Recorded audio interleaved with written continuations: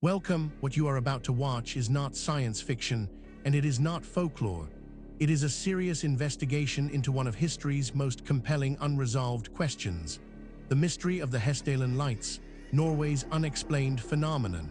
Across the world, in universities, research institutes, and field excavations, serious scholars are wrestling with evidence that does not fit the accepted story. Evidence that has been documented, measured, and peer-reviewed, and that still has no satisfying conventional explanation.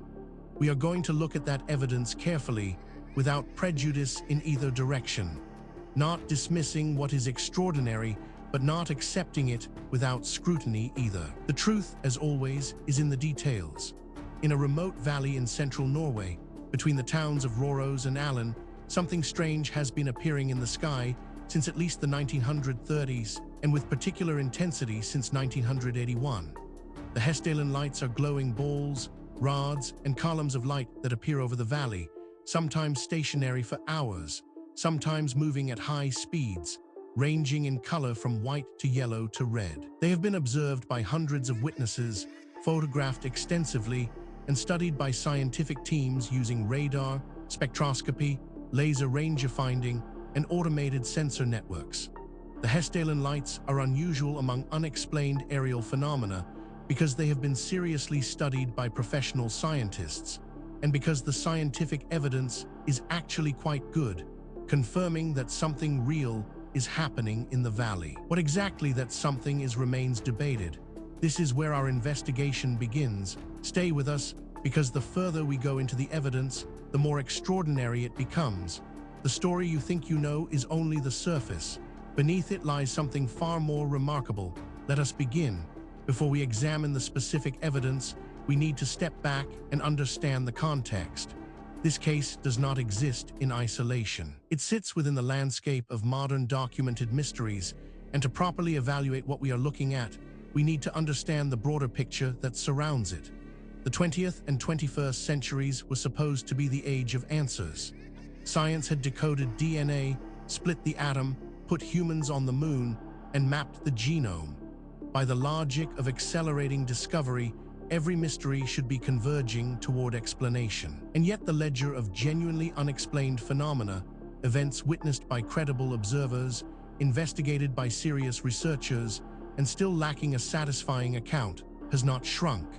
If anything, it has grown. Part of this is a failure of classification. Phenomena that do not fit established categories tend to be dismissed rather than investigated, filed under anecdotal or mass hysteria, and removed from serious consideration. This is not always wrong. Genuine hoaxes and misperceptions account for a large portion of anomalous reports. But the dismissal is sometimes premature, and the cost is real. Cases that might have yielded genuine insight are closed before they are fully examined. Witnesses are discredited. Evidence is lost. The question is never properly asked. The cases that endure, that survive rigorous scrutiny, and still refuse to yield to conventional explanation, are a small but significant set. They share certain characteristics: multiple independent witnesses, physical evidence consistent with witness testimony, and a complete absence of any plausible prosaic explanation that accounts for all the data. These are not ghost stories. They are open problems in empirical science, waiting for someone with the right tools and the intellectual courage to take them seriously. This context matters because it tells us something important. What we are about to investigate is not an isolated curiosity. It is part of a pattern that researchers in multiple fields have been independently documenting for decades, and patterns in science demand explanation.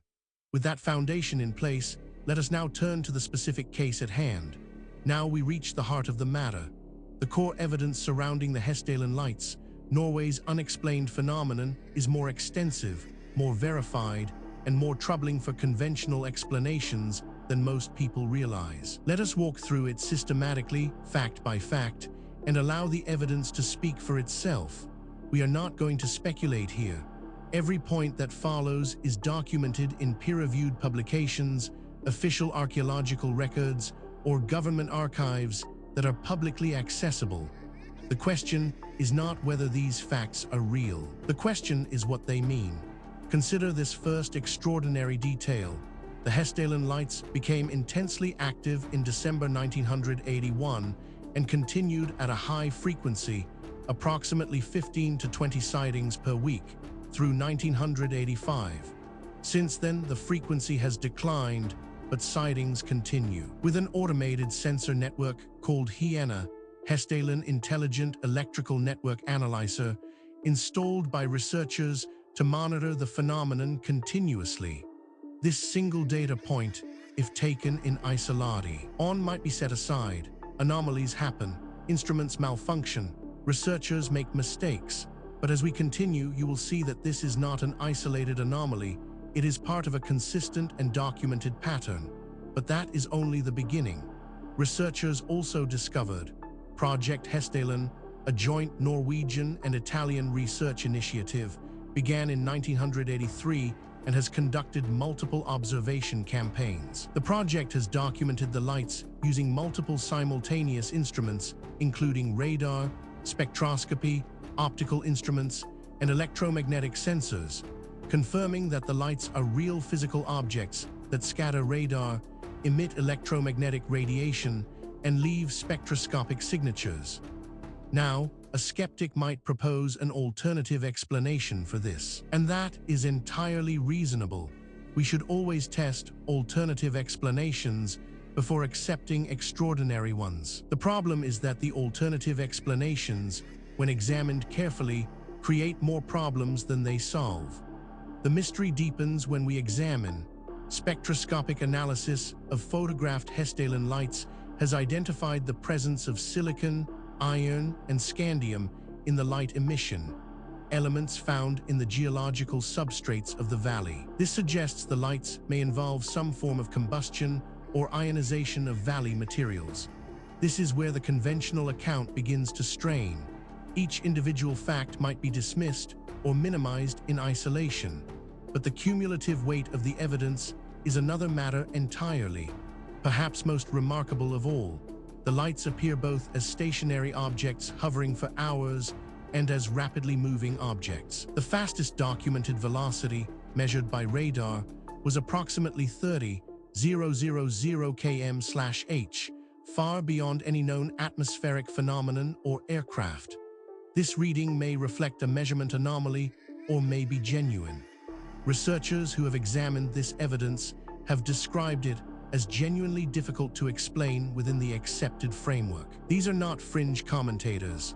They are credentialed academics publishing in mainstream journals, raising questions that the field has not yet satisfactorily answered.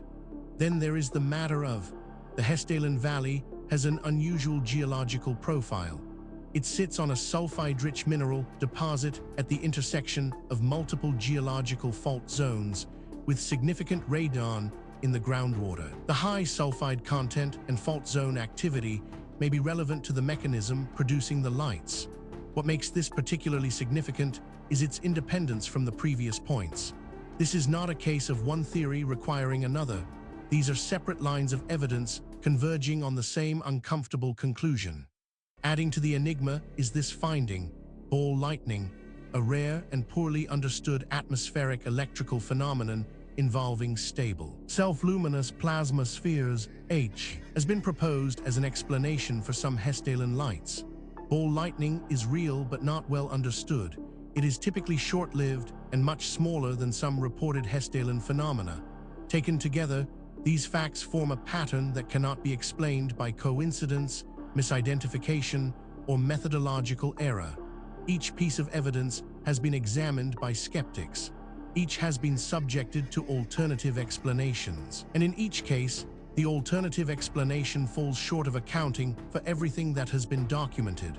We are left with a body of evidence that demands explanation and an accepted narrative that does not provide one. This is where serious inquiry begins. Now that we have established the evidence, we need to examine the theories that researchers have proposed to explain the Hessdalen Lights, Norway's unexplained phenomenon. This is where the debate becomes most intense, because the theories reflect not just different interpretations of the same evidence, but fundamentally different assumptions about what is possible and what the past looked like. Understanding these theories is not just an academic exercise. Each one has been championed by serious researchers with genuine credentials, and each one captures something that the others miss. The truth, if it is ever established, will likely draw on elements of several.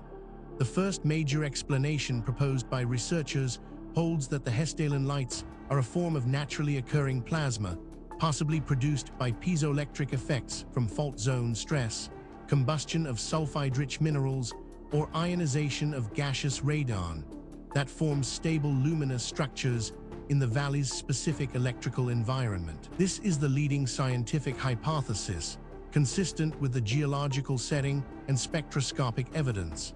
This interpretation has significant academic support and is backed by substantial evidence, but it is not without problems. Critics point out that it requires assumptions that go beyond what the evidence strictly supports, and that key predictions of this theory have not been confirmed by subsequent research. It remains contested, and the contest is productive. A rival school of thought argues that the Hessdalen Lights are an extreme manifestation of ball lightning, formed by conditions specific to the Hessdalen Valley's electrical microenvironment, with the high frequency and persistence of observations resulting from the valley's exceptional capacity to generate the conditions required. This theory is controversial, and deliberately so. Its proponents argue that the evidence demands an explanation outside the conventional framework. Critics counter that extraordinary claims require extraordinary evidence, and that the evidence presented, while suggestive, does not yet meet that standard. The debate continues in peer-reviewed literature. Perhaps the most unconventional theory suggests that the Hessdalen Lights represent an unidentified intelligent phenomenon, either unconventional aircraft, surveillance drones, or something else, that uses the valley's isolated location for testing or observation. This interpretation is consistent with some observed behaviors, but is not supported by the spectroscopic evidence. What is striking about this debate is not merely that experts disagree. That is normal and healthy in science. What is striking is the quality of the disagreement. Serious researchers, working from the same body of evidence, reaching genuinely different conclusions. That level of fundamental disagreement, when it persists over decades, is a signal that something important has not yet been understood. The question is not which of these theories is right. The question is whether any of them is right, or whether the truth is something that none of the current frameworks has yet been able to capture.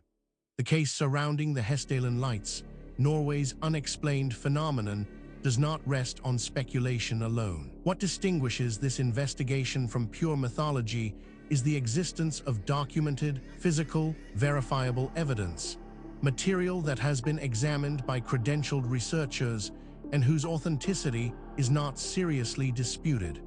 What is disputed is its interpretation. Let us review the most significant documented evidence as objectively as possible. We are not going to cherry-pick the data that supports a preferred conclusion. We are going to lay out what exists and let you draw your own assessment. Physical evidence supporting this account includes radar tracking of the Hessdalen Lights during Project Hessdalen observation campaigns has confirmed that the lights are physical objects that scatter radar at ranges consistent with their visible positions, ruling out purely optical or atmospheric effects. This evidence has been subjected to independent verification. Skeptics have examined it. Alternative explanations have been proposed and tested. The data remains. The question of what it means remains open. Investigators have documented spectroscopic analysis identifying silicon, iron, and scandium in the light emission is the strongest physical evidence linking the phenomenon to local geological materials and supporting the plasma or combustion hypothesis. This evidence has been subjected to independent verification. Skeptics have examined it. Alternative explanations have been proposed and tested. The data remains. The question of what it means remains open. On-site analysis revealed the Hyena Automated Monitoring Network has confirmed that Hessdalen Lights continue to occur regularly and that they are associated with specific electromagnetic signatures detectable by automated instruments. This evidence has been subjected to independent verification. Skeptics have examined it. Alternative explanations have been proposed and tested. The data remains. The question of what it means remains open. Each individual piece of evidence might, in principle, be explained away. A single anomalous artifact might be misidentified. A single anomalous date might reflect contamination. A single anomalous eyewitness account might reflect misperception. The question is whether all of the evidence can be explained away, and whether the explanations required are more or less plausible than the evidence itself. When multiple independent lines of inquiry converge on the same conclusion, that convergence is the most powerful signal in empirical science. And that is exactly what we are seeing here. We have examined the history, the evidence, and the theories surrounding the Hessdalen Lights, Norway's unexplained phenomenon. Now we need to ask the question that is sometimes overlooked in discussions of ancient mysteries. Why does this matter? What does it mean for us today? It would be easy to file this away as an interesting historical curiosity, a puzzle from a distant past with no bearing on our present lives. That would be a fundamental mistake. The questions raised by this case touch on issues that are directly relevant to who we are, where we came from, and what the human story actually looks like before the period covered by conventional history. Hessdalen has become a model for the scientific study of unexplained aerial phenomena. The combination of long-term automated monitoring, periodic scientific expedition, and international research collaboration has produced more rigorous evidence about this phenomenon than almost any other. The scientific consensus leans toward a natural plasma mechanism, but the specific process is not fully understood. Hessdalen demonstrates that unexplained phenomena can be studied scientifically without requiring supernatural explanations, and that the scientific study of anomalous phenomena can be both rigorous and fascinating. Furthermore, the tools available to investigate these questions are advancing rapidly. Satellite imaging, ground-penetrating radar, ancient DNA analysis, isotopic tracing, and deep-sea sonar are all providing capabilities that previous generations of researchers could only dream of. Cases that were genuinely unresolvable 10 years ago are now open to new analysis, and the findings, consistently, are expanding rather than contracting the mystery. The investigation continues. New discoveries are being made. New analyses are being published. New voices are entering the conversation from disciplines that were not previously part of the discussion. The answers, when they come, and they will come, will not merely solve a historical puzzle. They will force a fundamental revision of assumptions that underpin our entire understanding of human history and human potential. We have now walked through the complete case of the Hessdalen Lights, Norway's unexplained phenomenon, from the historical record through the physical evidence. Assess the competing theories and into the modern significance of what remains unresolved. What the story of Hessdalen Lights ultimately reveals is not just a historical puzzle. It is a mirror. It reflects our assumptions back at us, our assumptions about what ancient people were capable of, about how knowledge is gained and lost across the centuries, and about the relationship between what we know and what we merely think we know. The evidence presented in this documentary is real. The questions it raises are genuine. The debate among researchers is ongoing, and that is healthy. Science is not a set of conclusions. It is a process. And the process requires that we remain open to evidence that challenges what we thought we knew, however uncomfortable that challenge might be. If you came to this documentary as a skeptic, we hope the evidence gave you something to think about. If you came as a true believer, we hope the critical examination gave you a more nuanced picture. The truth, as always, lies in the evidence, not in what we want to be true. Thank you for watching. If this investigation sparked your curiosity, please subscribe to the channel. We publish new documentaries every week, covering the full range of historical mysteries that the mainstream has not yet adequately explained. Leave a comment below telling us which case you want us to investigate next. The conversation continues. The investigation never ends.